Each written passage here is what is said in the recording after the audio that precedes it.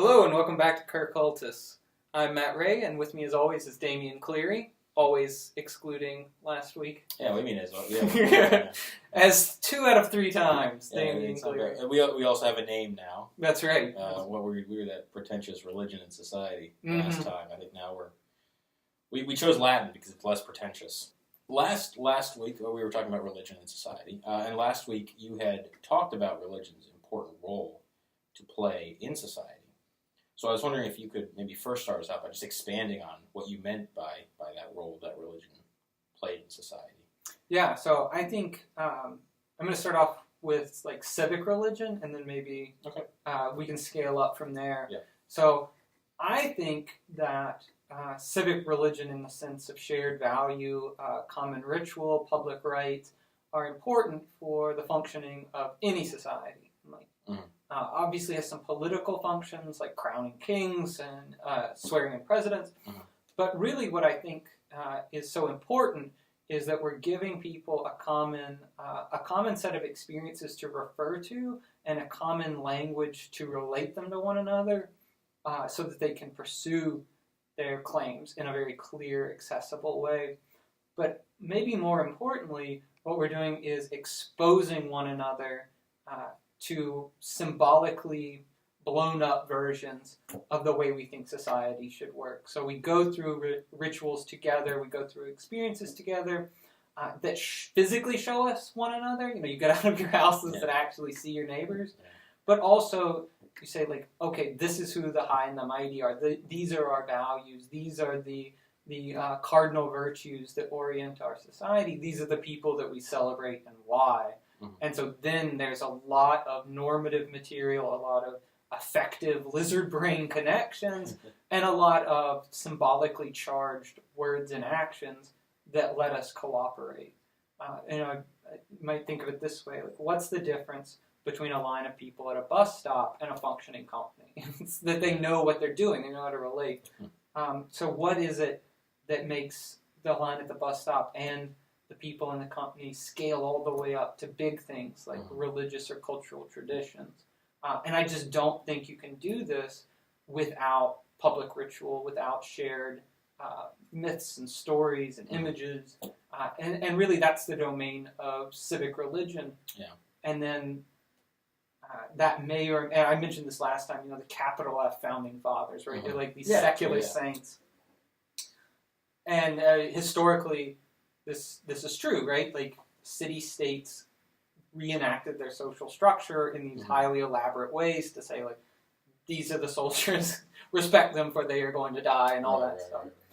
So in that sense, I think it's constitutive. There are no cultures, there are no societies without these kinds of religions to hold them together and to kind of display the society back to itself. What do you make then of kind of religions that don't really do that? So religions that maybe would do that, but don't really do that in the place that they kind of occupy. So, kind of, for the sake of the American example, religions that don't really play along with the American civic religion. Where people tend to isolate themselves, in fact, in the civic religion. The Amish are maybe a good example of a religious group that doesn't really share this American civil religion. So what role would you say that plays in a society? Yeah. Now the Amish are kind of a radical example. The Catholics do this too to some degree. They're in some way separated from the social structure, and ideally maybe you want them to be more, for your theory, to be more cohesively joined to the society than what they're doing right now. Yeah, and I think it's important to note too, like what you're getting at there is that this is a sliding scale of integration, right? Analytically, we talk about in-group and out-group, and in-group reinforcing rituals, but really there's lots of different kind of tiers of it. Apart from that, though, I'd say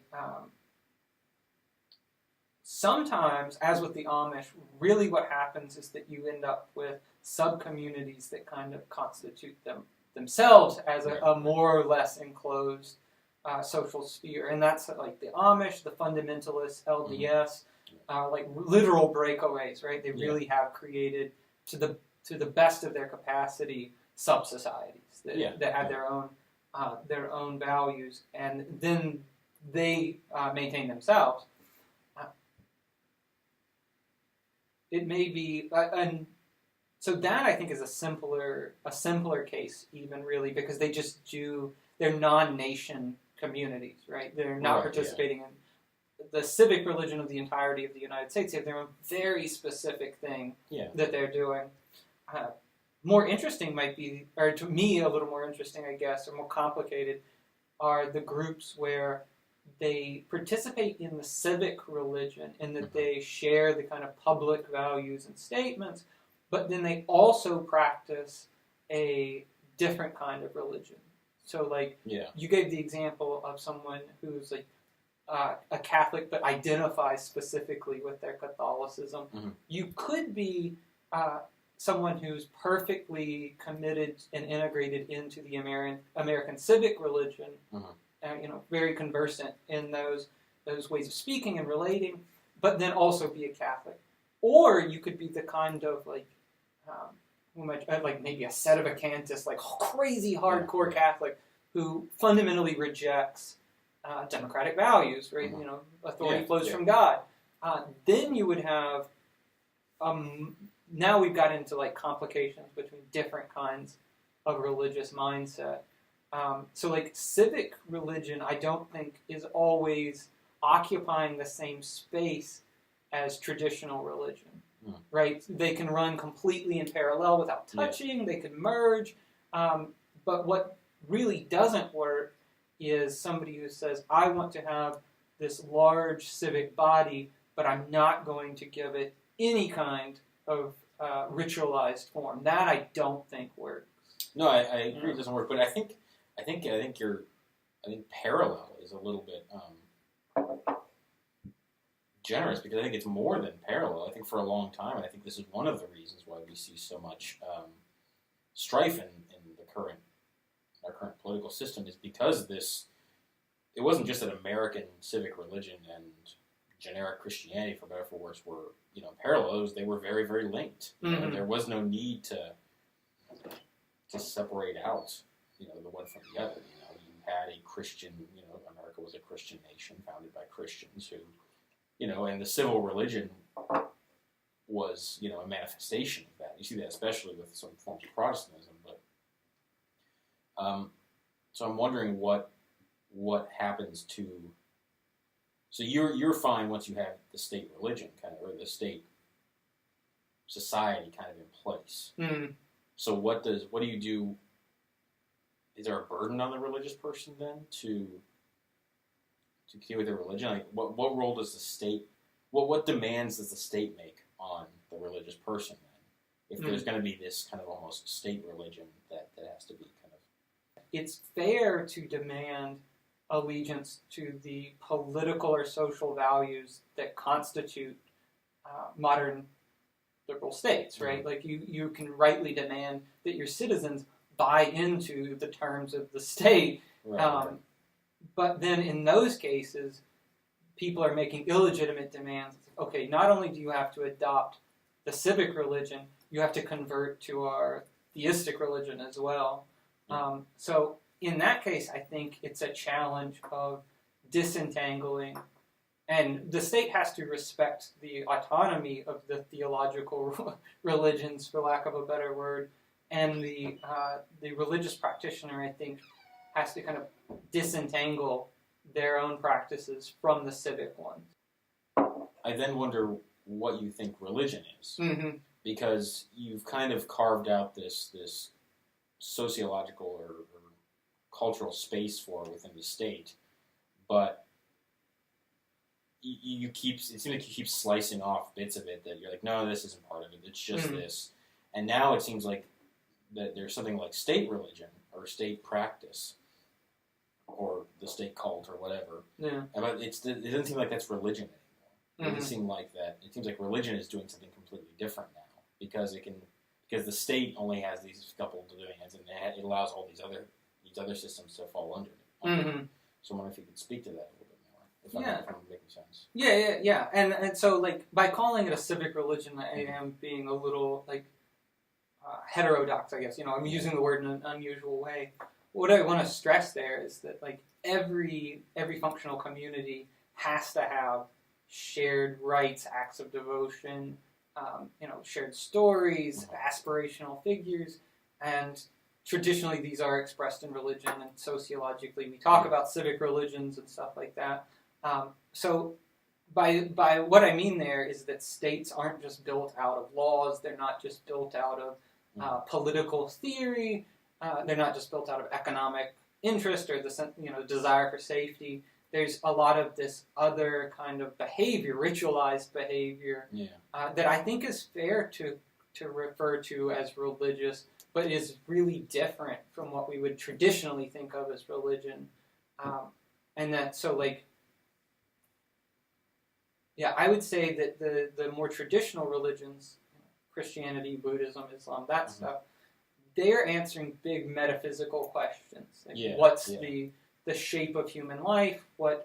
How do we put the total value system together? How do we fit everything together? Whereas the civic religion is more about how does this community, not just state, but how does this community function and present itself to itself? Right? So you end up with very similar kind of public occasions, right? That are semi-mystical, very very religious in those aspects, but not necessarily concerned with metaphysics or theology or souls and afterlives. Right. Whereas I think traditional religions end up being much more repositories of questions about ultimate human value. Right? And that's just not necessarily the same stuff that's required to maintain a functioning community. Although religions do tend to generate strong communities. So I guess my issue then is you've kind of returned, you've given state a little bit of the ground in this in religion. So it looks like there's a potential for, and this is what I was getting at last week, which is that the state and religion have this tendency to clash on these kinds of grounds where, it's fine to say, there's a state practice and there's a religious practice, but the moment you start giving the state kind of pseudo-religious practice, you start creating these traditions, these semi-mystical acts. You start kind of impeding onto the religion's domain, and so I think that's where I was getting at last week, which is that there's this tendency for the state to start to kind of take in more and more, because eventually you run into a situation where the state is making demands that a certain religious group can't keep.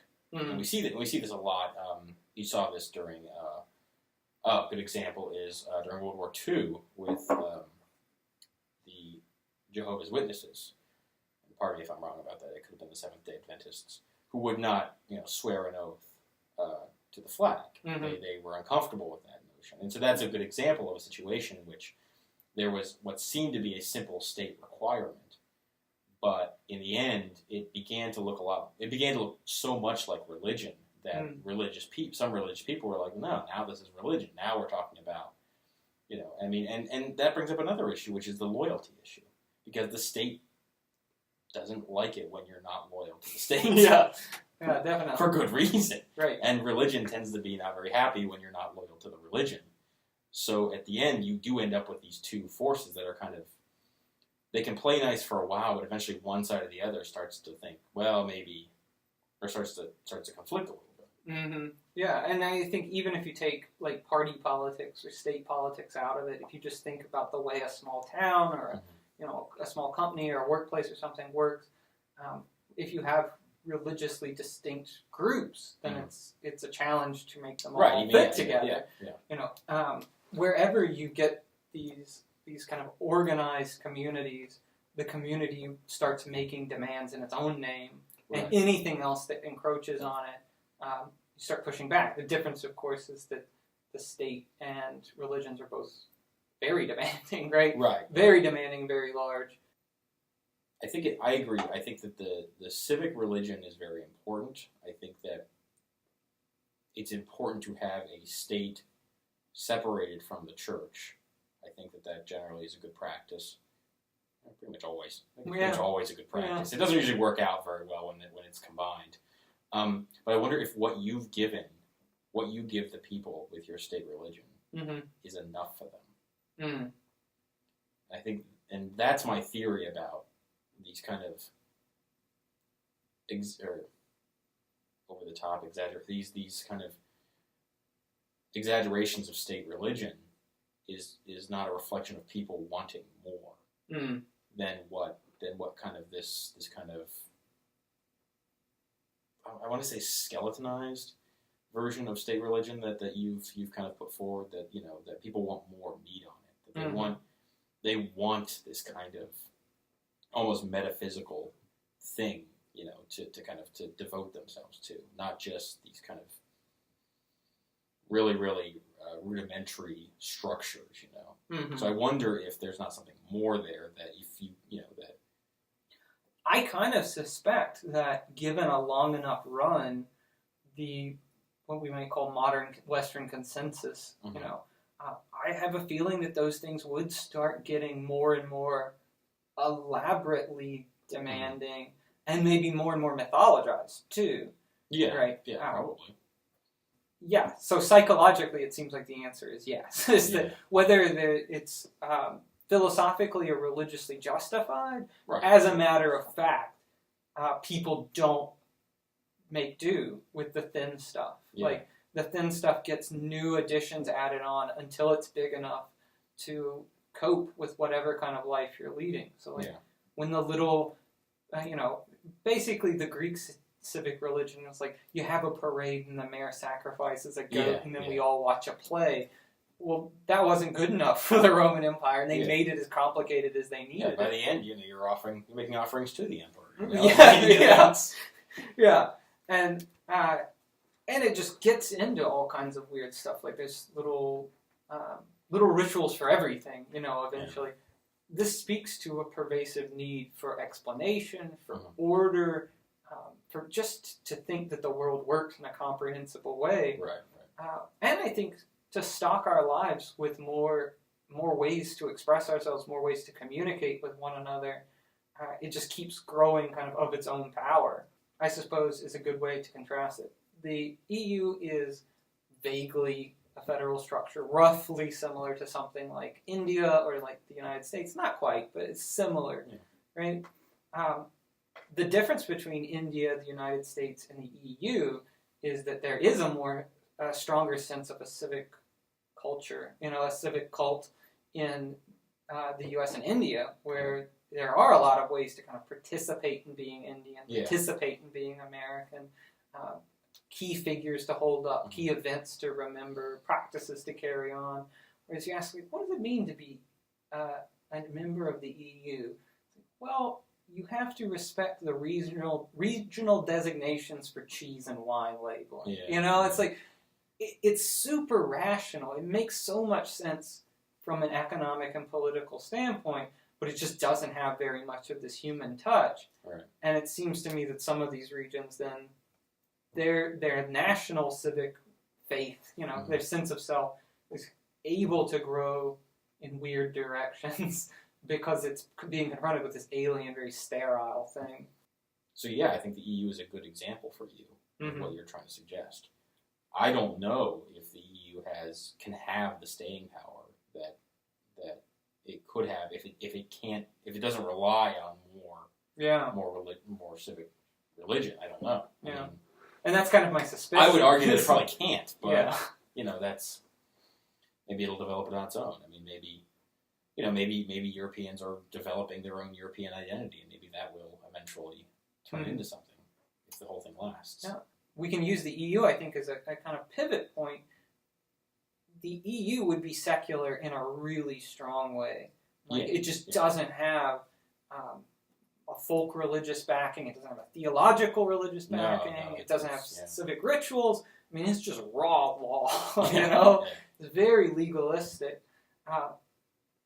It does seem that historically, theological commitments, commitments about God's nature, the nature of the universe, have been tangled up with the state. Yeah. And I think one of the questions we kind of touched on is, can the modern experiment continue indefinitely of officially secular states? Or do you think over time they will be pressured to return to a more frankly theistic foundation? I think that secular states will be viable, but it will be, if that's true, it will be a change of practice, right? History's not on my side there. What do you think about that? It's an interesting question.